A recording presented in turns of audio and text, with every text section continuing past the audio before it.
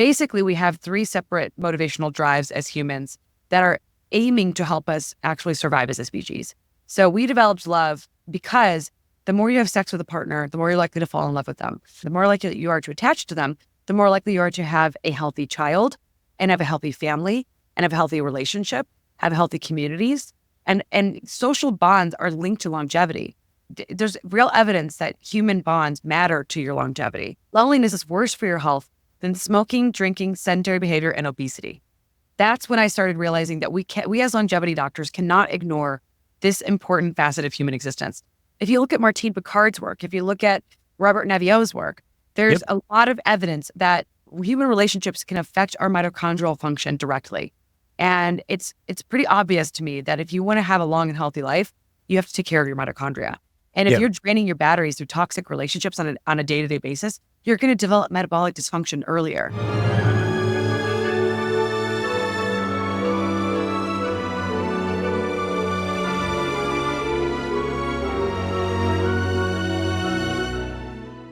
Welcome back to another episode of the Smarter Not Harder podcast, where we give you 1 cent solutions to $64,000 questions.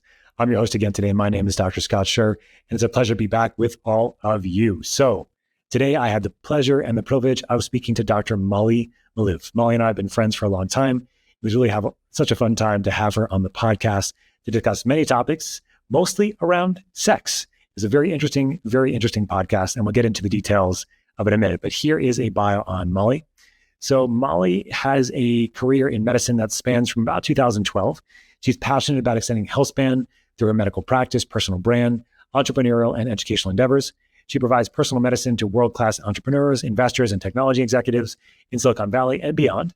Since 2012, she has worked as an advisor or consultant to over 50 companies in the digital health, consumer health, biotechnology industries, supporting them in clinical strategy, product development, clinical research, and scientific marketing.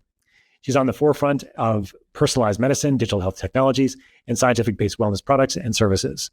So she has her first book. She published her first book in 2023 called The Spark Factor, and she's now the founder and CEO of a cool company called Adamo Bioscience.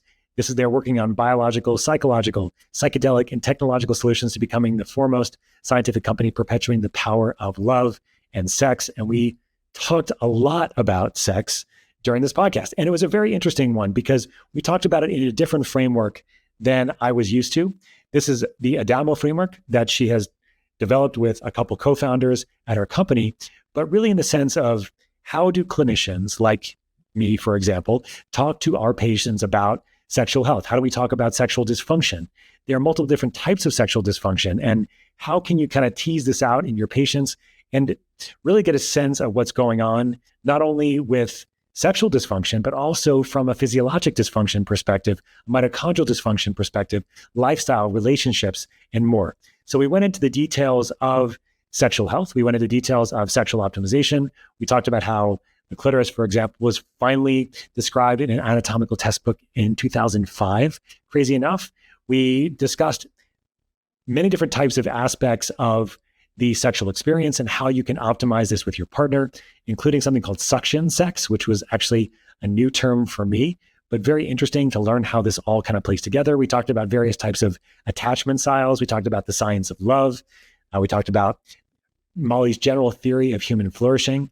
It was a really fantastic podcast to get into the weeds of sexual health, sexual dysfunction, trauma, the ways you can optimize the sexual experience, the way you can address things like trauma, and the ways that Molly thinks about these in clinical practice and with her company that's making, this great product, this great online service called the Adamo Method. So I really hope you enjoy this podcast with Dr. Molly Maloof. If you do, please don't forget to like and subscribe below so you never miss an episode. Enjoy. Molly, it's so good to see you. Scott, it's a blast to be here. I cannot wait to start this podcast. I've been listening to your pod recently, and you have so many amazing doctors on your podcast, so it's an honor to be here. Well, I mean, you definitely fall into the category. You and I have known each other for a long time now in various spheres. I first met you, I don't know if you remember this, but at a farmer's market in San Francisco many years ago. I don't think you were that interested in talking to me, actually, to be honest. But that's okay. No, it's okay.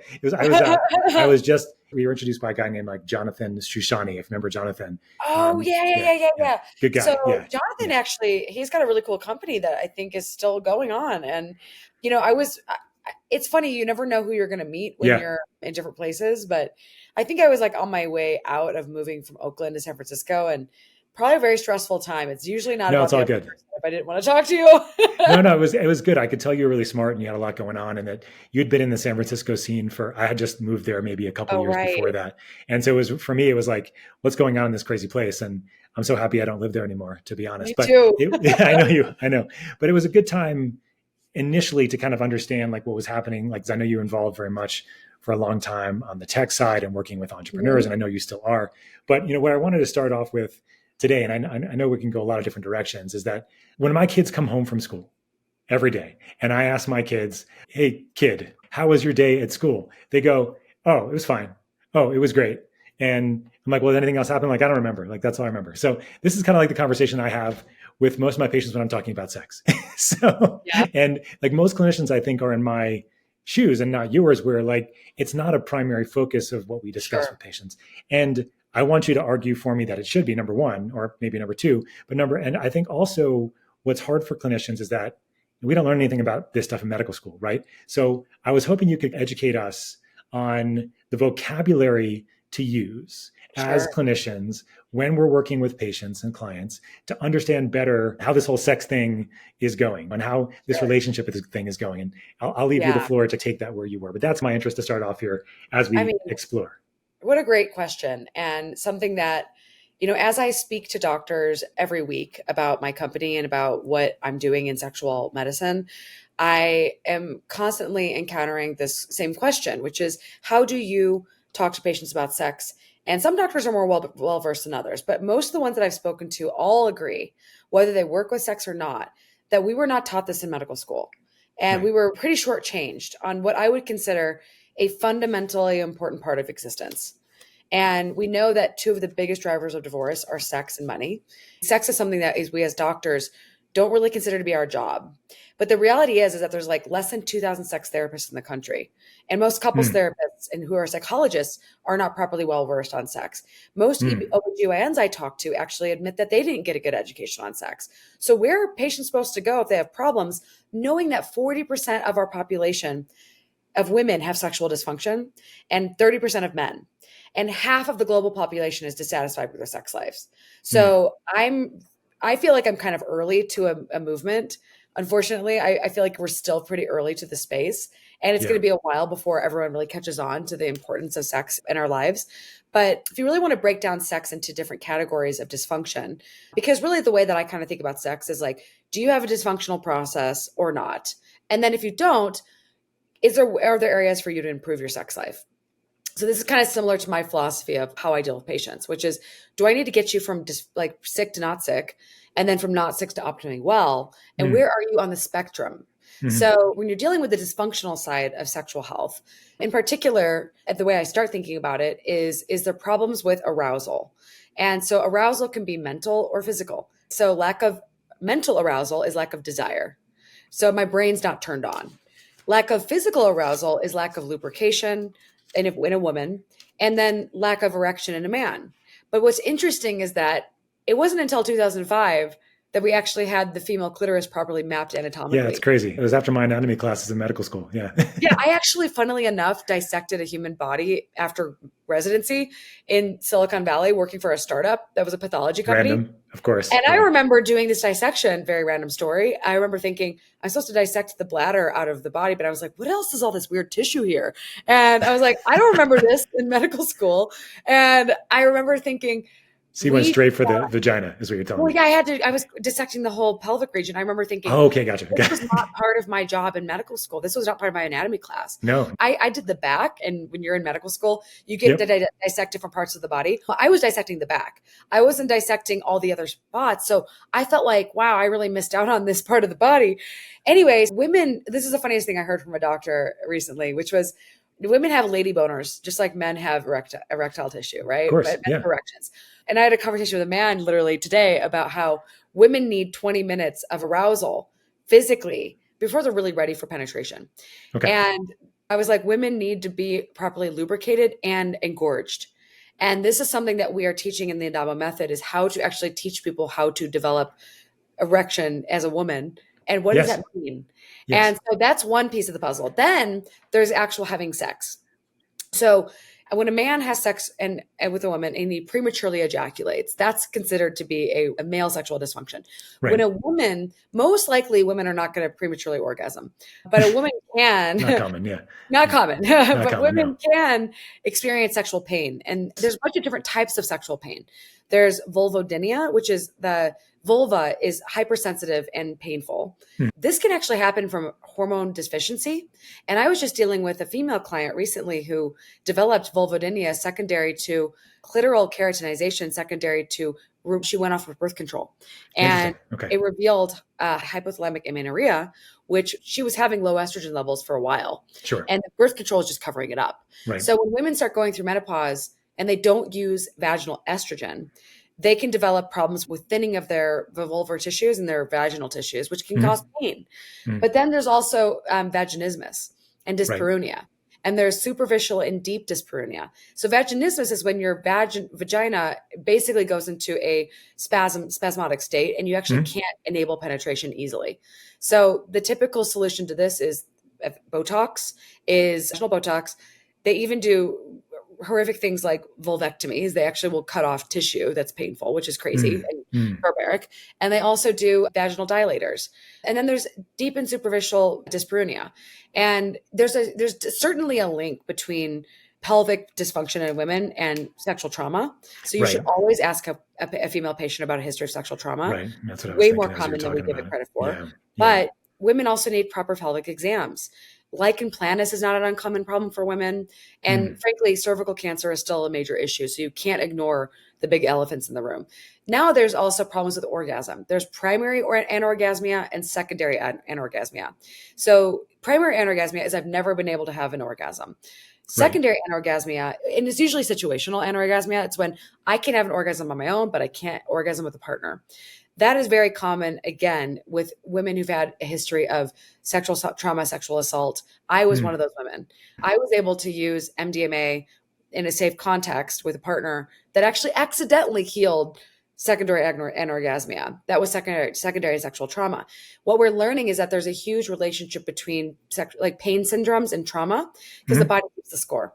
Even pregnancy trauma can cause painful penetration for women. It can create a nervous regulation around any sort of experience in a sexual context, because frankly, a lot of the way that we teach how to have a pregnancy, like even from the way that we position women on their backs, it's actually very antiquated. And I've been studying this. And as a 40-year-old woman who hasn't had kids, I am so freaking grateful that I have learned from my friends about what painless pregnancy can look like and what painless birth can look like. And we are not teaching birth in a way that is setting women up for success.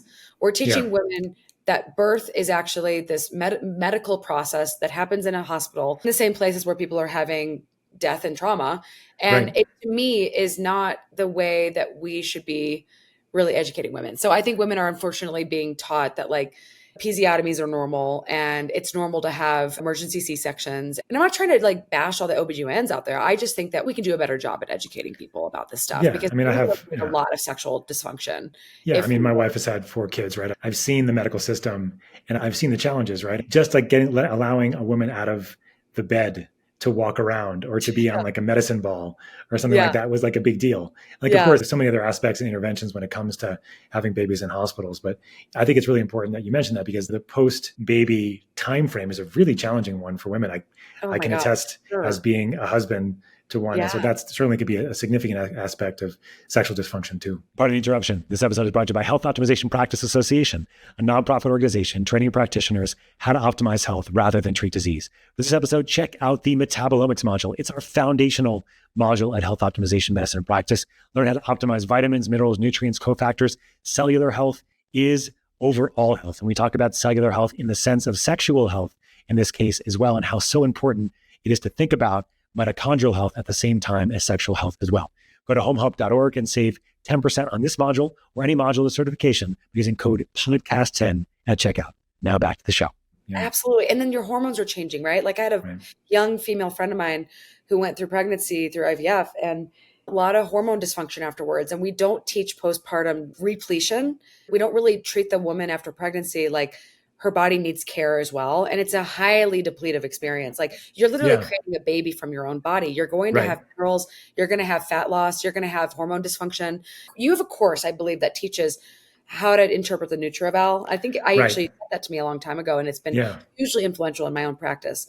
Good. So if anybody hasn't heard about the health optimization website that you promote, the education is world class. And I think a lot of people as doctors are not realizing that there's a huge relationship between metabolic dysfunction and sexual dysfunction.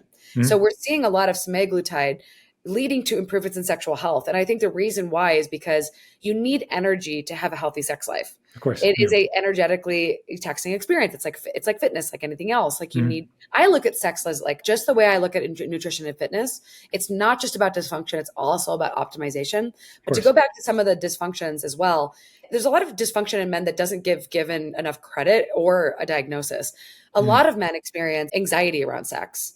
And that's actually contributing to erectile dysfunction. Delayed ejaculation for men is something that I've seen as well. Again, that's not considered to be a problem for men, but we don't really give doctors the education to have these conversations with patients so that patients can have an understanding that it's okay if you have these issues. There are solutions to them.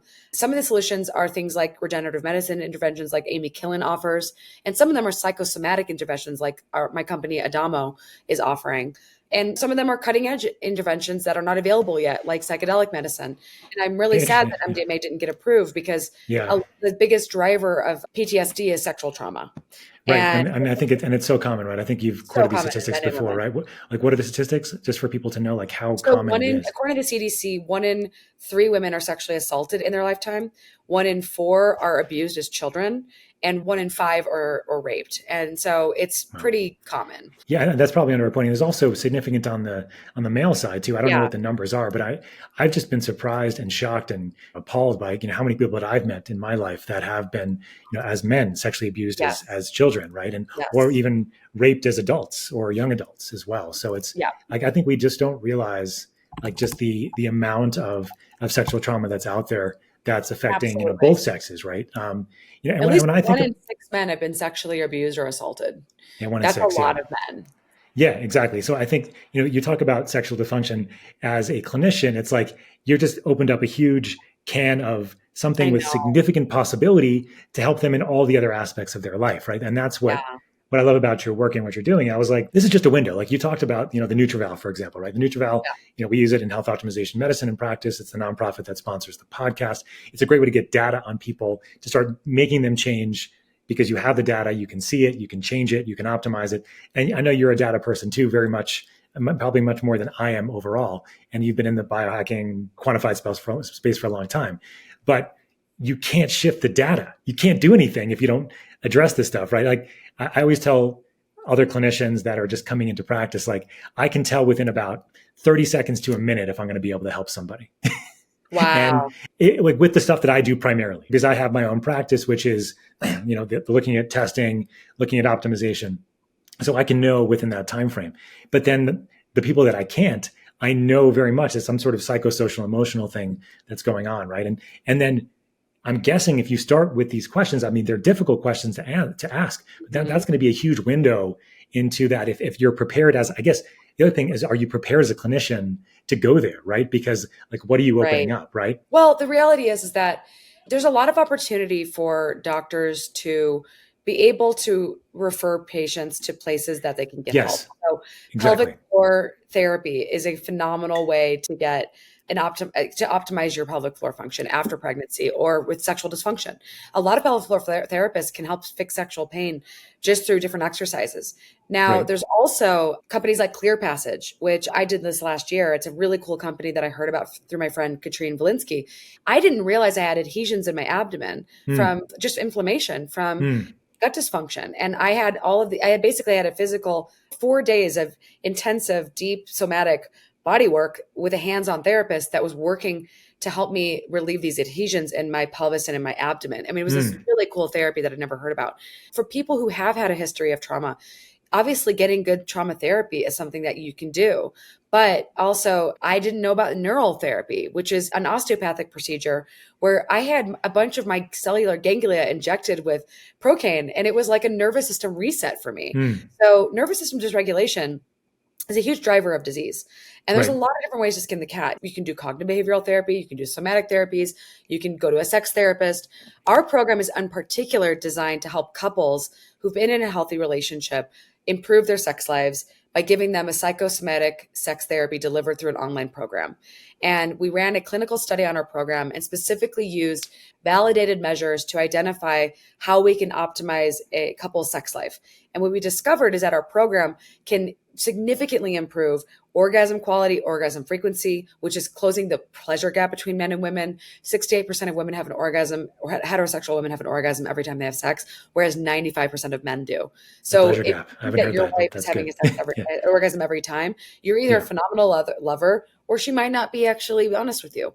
And the truth is that a lot of women are ashamed that they're not having orgasms regularly, and that Right. sucks.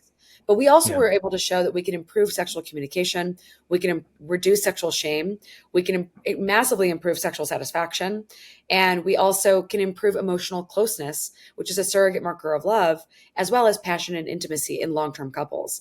And we Mhm. wanted to study these endpoints because we know that sex is not just about sexual satisfaction; it's about relationships.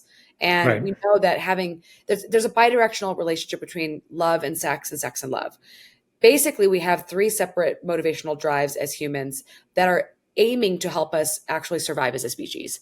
So we developed love because the more you have sex with a partner, the more you're likely to fall in love with them. The more you're likely to fall in love with them, the more likely to attach to them. The more likely you are to attach to them, the more likely you are to have a healthy child and have a healthy family and have a healthy relationship, have healthy communities. And social bonds are linked to longevity. And so if you look at every single blue zone, there's real evidence that human bonds matter to your longevity. And when I saw this factor in human health, I said to myself, whoa, well, how have I been missing this big elephant in the room? Right. Then I started looking at loneliness statistics, right? Mhm. Loneliness is worse for your health than smoking, drinking, sedentary behavior, and obesity. That's when I started realizing that we as longevity doctors cannot ignore this important facet of human existence. If you look at Martine Picard's work, if you look at Robert Naviaux's work, there's Yep. a lot of evidence that human relationships can affect our mitochondrial function directly. And it's pretty obvious to me that if you want to have a long and healthy life, you have to take care of your mitochondria. And if Yeah. you're draining your batteries through toxic relationships on a day-to-day basis, you're going to develop metabolic dysfunction earlier. Yeah. Yeah. You know about sleep divorces? Tell me more. So that's one of my favorite things to tell patients. Like if you want somebody in the relationship that snores or that moves a lot in bed. So like the big thing these days is like sleep divorces. Like it's a great thing for relationships because people sleep in different beds instead of Yeah. having the same bed. So Yeah. I think there's like a new term for it. I think it's like sleep union or like agreement or something like that. Because divorce You don't sounds. sleep well with your partner. Yeah. Sleep is fundamental to longevity. Yeah. But if you don't sleep in the same room as your partner, you still need to have sex with them. Yes. So, Yes. You need to have like, yeah, definitely. Yeah. and I don't think a lot of couples long term, I think you get comfortable in your relationship and you get comfortable in your patterns and routines. And if you're not looking at sex as an area of optimization, it's probably stagnating unless you are just magically really good in bed. And I thought I was great in bed when I first started this company. I found out that there were so many things I didn't understand properly. Like there was so much I didn't even understand about my pelvic floor. I didn't know. I always thought it was about Kegels. I thought it was about pulling in the pelvic floor and tightening it. Actually, pushing out your pelvic floor while you breathe in. This is a pelvic floor push, just as important as a pelvic floor Kegel. And the reason why you want to think about it this way is because when you're lifting weights in the gym and you're only focusing on flexion and not extension, you're missing out on an entire aspect of muscular function. So, how does this play out? How does this play out in far as in sexual performance, as far as the flexion extension analogy? So when you use your mind to create a mind pelvic floor connection, it's just like bodybuilding. If you want to have physique changes, you don't go powerlift. Powerlifting is not going to give you the best physique. It's going to give you a strong body. But if you want to actually change the way that things are functioning on a mind muscle level, bodybuilding will show you that, right? So when you do the mind muscle connection, that changes the function of the muscle, right? And you get hypertrophy. Well, a lot of women do not push out their pelvic floor. So they're not actually engorging their pelvic floor, which means they're not getting proper lubrication. And they're not getting enough pleasure. And so if you're not getting pleasure and lubrication when you're having sex, you're not going to want to do this regularly with your partner. It's going to be a bit of a chore. And if you're relying on lube for your for your pleasure, then you're missing out on your body's innate capacity to produce lubrication and engorgement, which is going to lead to, like, literally your clitoris is on the inside of your body for the most part. What we see as women on the outside of our bodies is a very small tip of the iceberg. And so I want to teach women and men that, like, sexual pleasure is not just about clitoral stimulation for women, but it's about that stimulation from the inside just as much as the outside. Mm-hmm. So when you have that pelvic floor coming down and being able to relax itself, or think about like this. Yeah. Every woman and men, when you think about pornography, unfortunately, what you're seeing is a performative act. What a lot of women believe is that you need a tight, small pussy. Sorry to say this out loud. It's okay. And that's what you see in porn as attractive. But actually, we're training a legion of women to go get their vagina reconstructed to look like a porn star, prepubescent vagina. Yeah. Gotcha. Actually, what we really want is we want fully engorged erectile tissue, which means you want your vagina to swell. And now men are being told that they have to have a very large member in order to actually be pleasurable to a woman. But that's not the case, because if a woman can actually engorge her vagina, she can engulf a man with more tissue, right? Right. So it doesn't matter how the size. You actually will experience more pleasure on both ends. Right. And you don't need, and frankly, like this idea that a woman, I personally, my entire perspective on size matters has changed because of my company. Because I really believe that it's actually about, can you and your partner maintain as much connection physically during the act of sex? So what we do is we teach a form of sex called suction sex versus friction sex. Yeah. Talk about this. I was interested in what this meant. Suction is different than sex with friction.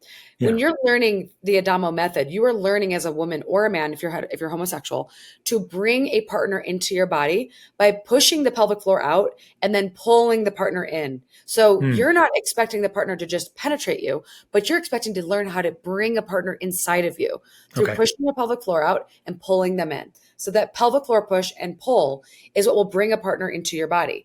And it's not the easiest thing to do if you're not properly lubricated or engorged. So what we do encourage is a whole process of pre-penetration engorgement. So we're teaching people about going back to your teenage years, learning to grind with your clothes on, learn to create an experience like your teenage years that actually, like, we want to teach people that it takes about 20 minutes for a woman to get properly aroused. And also for a man, men are expected to just be immediately engorged, immediately erect. And that's not actually how sex is supposed to work. You're supposed to actually engage in the whole process of sexual response. Mm-hmm. And what we see in pornography is teaching the wrong sexual message. It's teaching a message that women are supposed to have small vaginas, men are supposed to have huge, huge penises. And actually, when you learn suction sex, you don't need that model, because you can create more pleasure and more connection through, when you have that penetrative experience. You're not expected to bring, this is the best way to describe it. If you're constantly going in and out and in and out and in and out like this, you're only getting a lot of sensation on the outside, and you're not actually getting full sensation of your vagina. You're getting mostly sensation on the vulva on the outside. When a man and woman, when you learn to bring a partner into you and you're focusing on up and down movements, through hip movements, through thrusting up or thrusting down versus thrusting in and out, what you're getting is you're actually getting more contact from the vagina and the penis. Sure. Makes sense. You're maintaining that contact. So it's slightly different sex, but it's not like you're throwing out friction sex, by the way. You can still engage in friction sex. So friction sex is the in and out, basically. In and out, right. And then suction sex is more like you stay connected and you move. And you move your hips. Got it. Okay. And they both feel good, but the thing is that you tend to require more stamina with friction sex, which is a problem for a lot of men who are aging. And also men's, you can still engage in suction sex without full erection, and you can still get a lot of pleasure from it. And so it gives you a larger repertoire of sex. I see.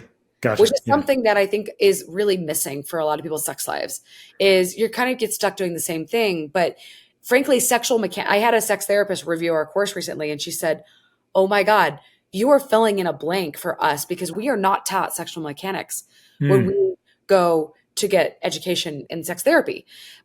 Masters and Johnson invented the first sex therapy called sensate therapy, which is mindfulness-based sensual touch, which is take sex and penetration off the table, reduce anxiety, focus on sensual touch and sensual connection, which, by the way, is fantastic for couples. And I'm not telling you not to use that. It's a great tool in the toolbox. If you haven't learned sensate therapy as a doctor, it's a great tool, but it does end at penetration. And unfortunately, for a lot of couples, a lot of people actually are turned on by anxiety. So it's like removing anxiety isn't going to fix your problem. Like some people actually are aroused by, there's a great book called The Erotic Mind. And some people are turned on by stress and some people are not. But sensate therapy does not work. Yeah. So basically the erotic mind basically exposes people to the reality that your sexual arousal cues are going to be very varied, and they're going to be influenced by your upbringing. They're going to be influenced by your exposure to pornography. They're going to be influenced by your early relationships, your parental relationships, your trauma. And the thing is that there are negative sexual erotic cues and positive sexual erotic cues. So some people are turned on by stress and some people are turned on by BDSM, for example. Yeah, you talk about the something like called the Erotic Blueprint, I think. Yeah, right? the Erotic Blueprint was invented by this woman, Jaya, who's a phenomenal sex therapist. And she's very involved with Tony Robbins' world. And I love her program, the Erotic Blueprint. But before we get into the Erotic Blueprint, let me finish the previous point, which is that Masters and Johnson did not think that sex could be taught. They thought that sex was a natural function. We believe both are true. Sex can be taught. Sex is a natural function, but sex can be optimized. You can learn sexual mechanics that will create a better sexual experience for you and your partner. And now going into the Erotic Blueprint. So the thing with the Erotic Blueprint is that it's a little bit of a misnomer. So eroticism is what turns you on in the mind. But if you actually study the Erotic Blueprint, what I discovered was this. There's 5 different types of the Erotic Blueprint, according to Jaya. One is the energetic sex, which is you don't even need to be touched to be turned on. You like to be teased, and you want literally this much contact. Like you don't even want to close. Like some people who are highly energetic, they don't even need to be touched to start having an orgasm. Then there's the sensual person, right? I'm lean sensual, but I'm a bit of a shapeshifter, which we'll get to later. Sensual is men, you like all of your senses turned on. You like smell, you like taste, you like touch, you like sound, you like music, you like scent, you like perfumes, you like body lotion, you like all the senses. And then there's sexual, which is when you date someone who just likes to have sex and they just want to get at it. They just want to get at the act of sex. And then there's there's sort of the kink, which is I'm into BDSM, I'm into rough sex, I'm into power plays, bondage and submission.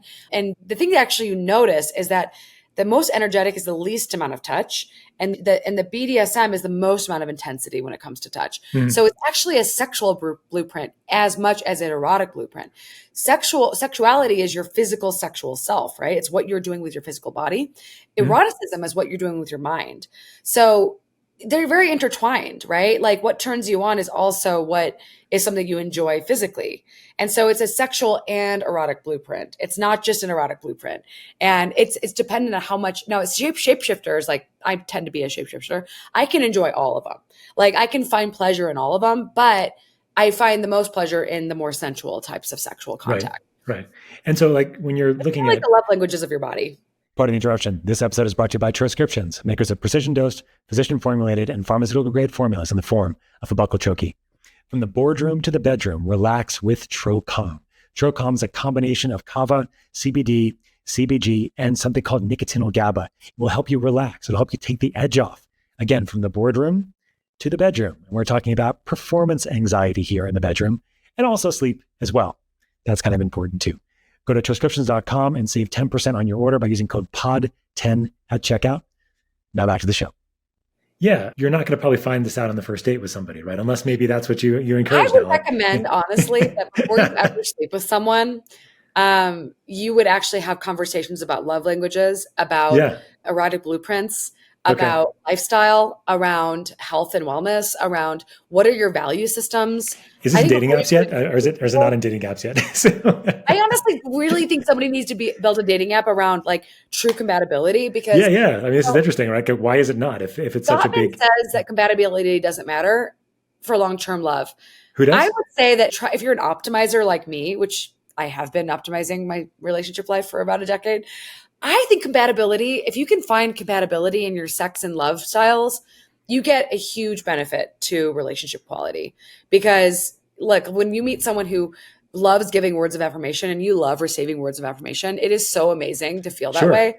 And if you And if don't you want them though, like, yeah, exactly. Like in the opposite scenario, it's like, well, I don't want you to do that. That's weird. Right. So like, some people just, don't want to be told how great they are because they're like, stop. Like, yeah. like I'm like, no, please tell me how awesome I am. Please tell me that I did a good job. Please tell me that I'm a good person. Like I love affirmation, but I also love physical touch. And Sure. some Sure. people are really not that into physical touch, but they're really into gifts. And so I think you do, whether you are compatible or not with your existing partner, learning your existing partner's erotic blueprint, learning that you're learning their love language is only going to help you understand them and give love to them in ways that they want to feel. And the funny thing as you're Or talking your about this attachment is style, that, by the way, your attachment style matters too. oh yeah, yeah. And let's talk about that in a second. But I was just going to make the comment that like if people that are listening that have been in relationships like mine for like 15 years, been married, I bet I still would be surprised by doing these kinds of things with them. So it's like if you've never done it, you don't even know as much, Well, right? you So can I think, rediscover your partner at any yeah, time in your relationship. And right. in fact, you should be dating your partner to the end of your life. People forget that you have to keep dating this person. You have to keep getting to know this person. They are changing. Of We are course. always changing and adapting and evolving. And the version of me today is definitely not the version of me that I was a decade ago. So as Of you course. understand that your partner is going to change and grow, you have to keep learning them. You have to keep adapting to them, especially if Yeah. you want a long lasting relationship. Yeah. What about the attachment styles? Talk about that for a minute, just to Yeah. give you. So there's a really good website. I'm friends with the founder of this called the attachmentproject.com. And attachment is something that I did not fully understand until I read a textbook on it called Attachment Disturbances in Adults Comprehensive Repair.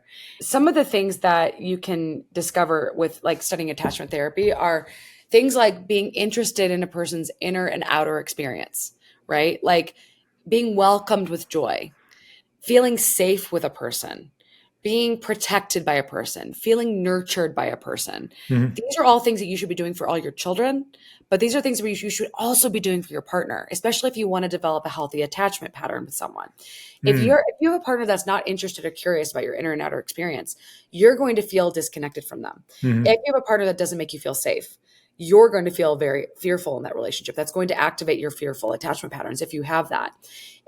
If you have a partner that isn't nurturing, that can also make you feel like you're going to be avoidant. So there's basically different attachments. There's secure attachment, there's anxious attachment, there's avoidant attachment, and then there's disorganized attachment.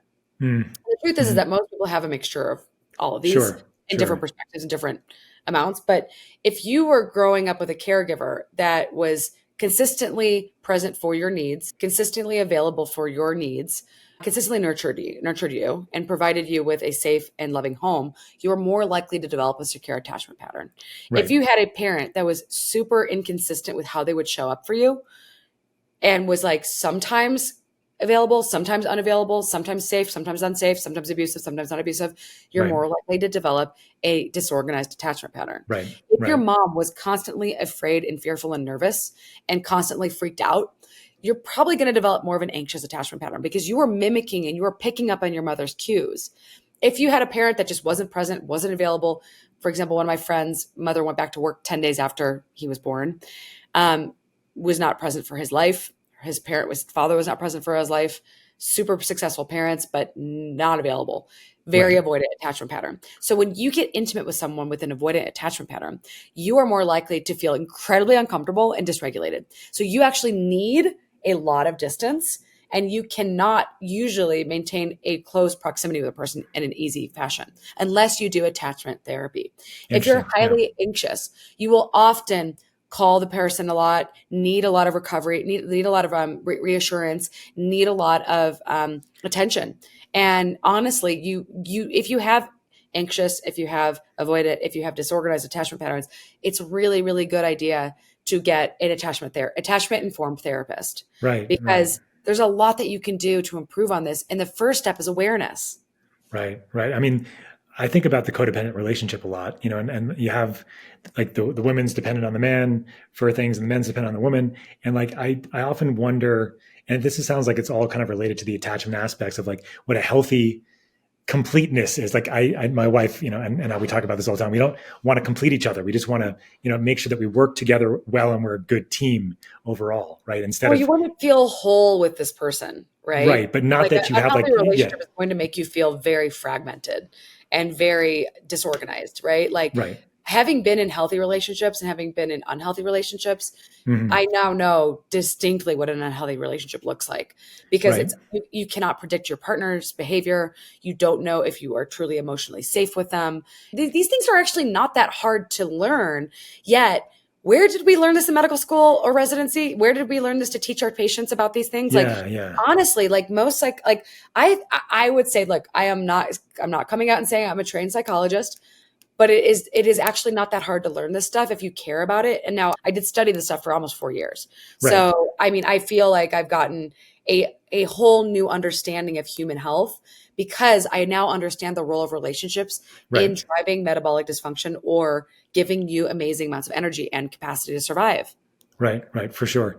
Yeah. And one of the things that we've mentioned and kind of talked about, but I wanted to kind of define for people, because you talk about it, is something called embodied consent.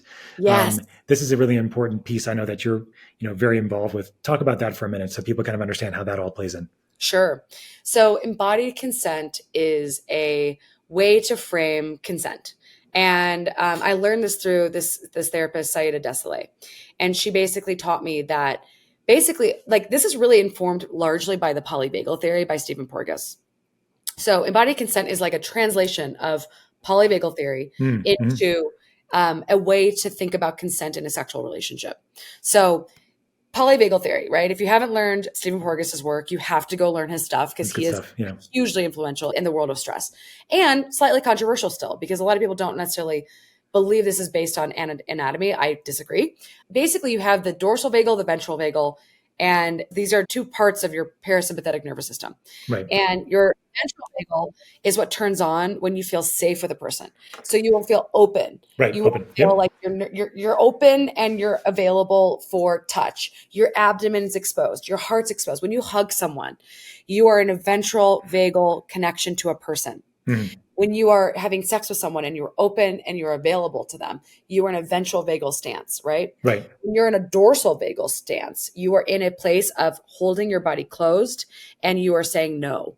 Physically, you are saying no. Or if you're frozen, you're in a dorsal vagal response, right? You are literally stuck in I'm going to protect you by freezing your nervous system so that you, especially if you can't get out of unsafety, your body will freeze.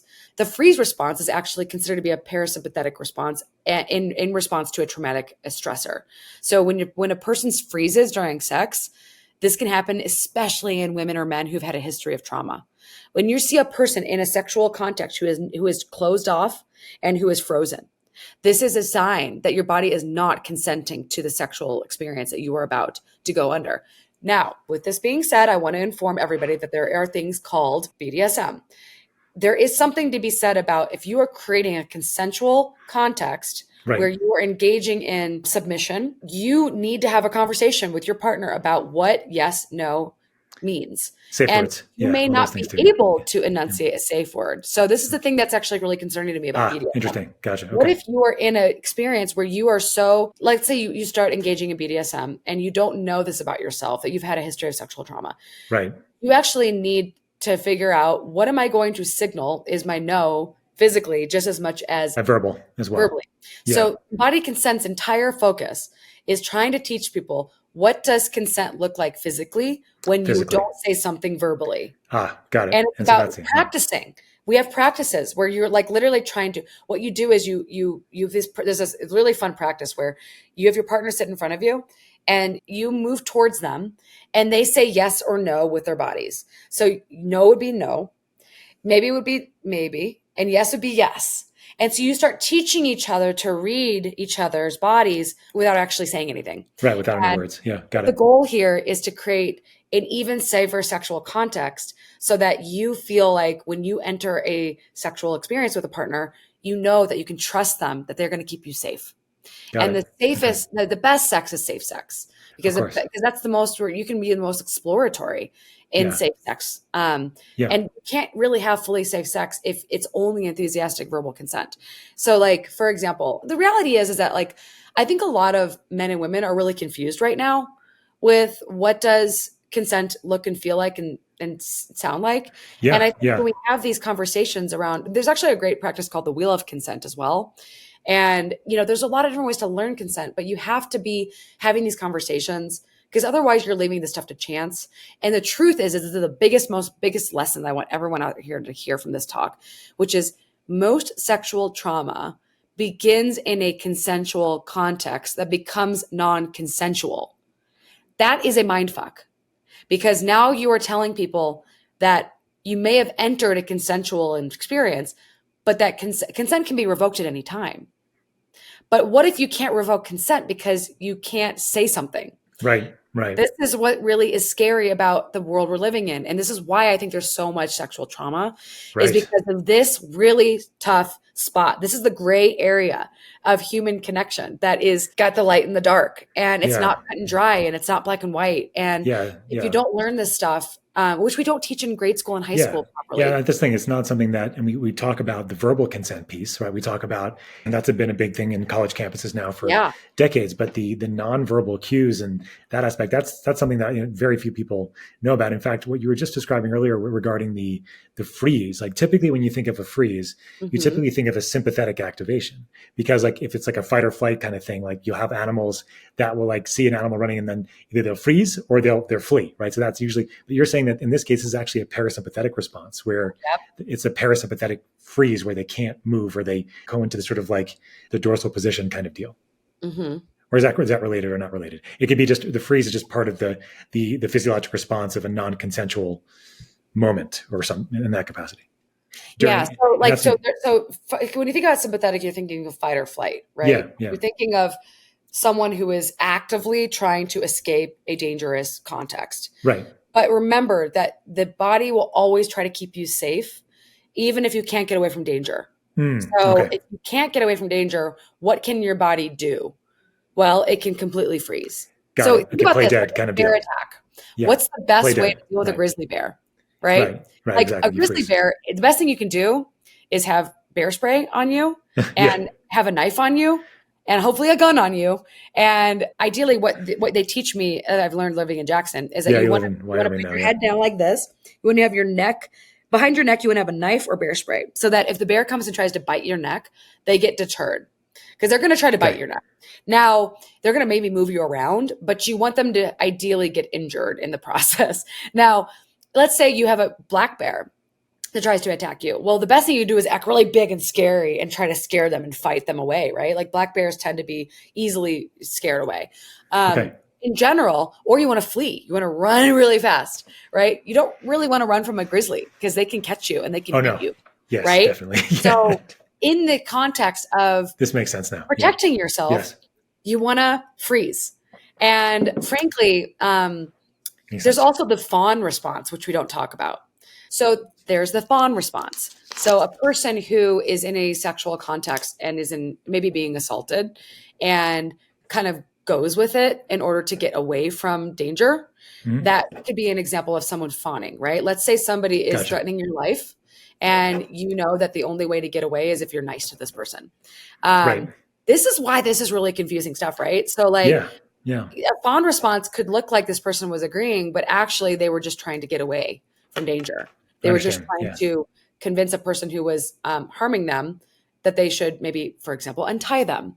That would be an example of it's a big challenge, right? But I think that you bringing a lot more education, just a lot more media to this aspect of embodied consent is huge. So I really appreciate you doing it. And I know that, we're kind of running up against our time, Molly, a little bit here. So I did want to ask you like one kind of overall question about your theory of human flourishing, because I know obviously you're a clinician, you've been doing this a long time and you have like your own framework, which I think would be helpful for people to hear, just to kind of how all of the stuff that we just fit in and talked about. But what is your general theory of human flourishing overall? Sure. My general theory of human flourishing is really based on energy. And I really got obsessed with energy because I felt like energy metabolism, when I started understanding it on a cellular level, it was like nothing in the body will work without a proper amount of energy, right? Your immune system doesn't work. You can't, liberate stem cells easily. You can't regenerate parts, you can't heal easily without energy. And you need energy to maintain the integrity of the structure. So I was very focused on energy metabolism as the first primary pillar, because this is based on the first principles of the physical body, which is to survive and reproduce and also function. So if you look at all of nature, most organisms are aiming to survive first, reproduce second, and perform some function in the ecosystem that they are a part of. Every single cell, every single organ system, and every single organism has a function in this world. And so energy direction is really important, right? If you look at the morphogenic field theory of how we actually form as a body, we form from a morphogenic field of energy. So I believe that the direction of our energy is actually fundamental for our flourishing as human species. People do not thrive without function, without purpose, reason for being, without purpose. Okay. Where do you find meaning, right? And then there's the human connection piece, the energy connection, right? We do not thrive individually by ourselves, alone and isolated.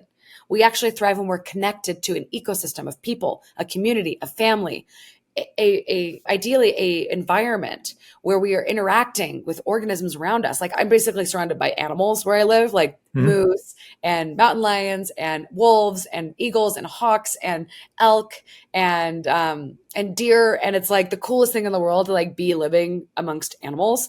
But I also moved to a new city, and it takes time to build new friends and new communities. And so I do notice that like when I'm around people consistently, I have just a better sense of well-being because I feel resourced. What do we do when we're with people? We often share meals. We often share ideas. We definitely share resources. We definitely share information. These are all adaptive survival advantages. So I really believe in the first principles of thinking about human health.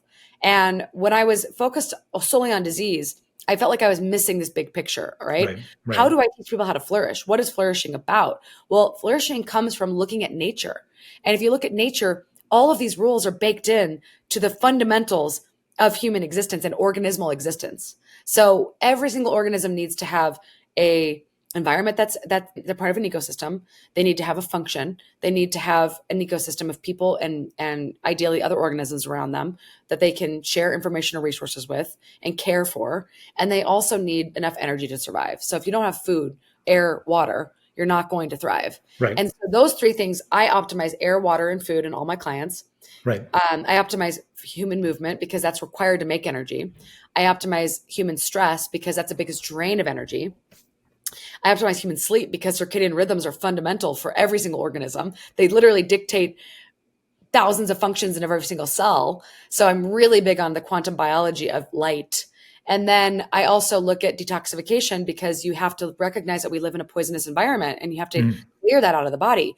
Then there's also gut health, right? Because your digestive system is basically the roots of your body on the inside. So trees have roots on the outside. We have roots on the inside. You have to take care of the soil of your body in order to flourish. And then ideally, you have to have a reason for directing the energy that you produce, whether it's making more people, whether it's making art, whether it's making companies, whether it's healing bodies. You have to have a purpose. And this is the thing that worries me about AI. I am a big believer of AI augmenting human capacities, but we have to start figuring out what are we going to do with all the jobs that are going to be changing because AI is going to take a lot of our jobs away. So this is where human relationships, human healing, like I don't think doctors will ever fully be replaced by robots or AI, but I think that AI is going to augment the therapist. It's going to augment the doctor. It's going to augment the caregiver, but that human care function, I don't think that can be replaced by a robot. Yeah.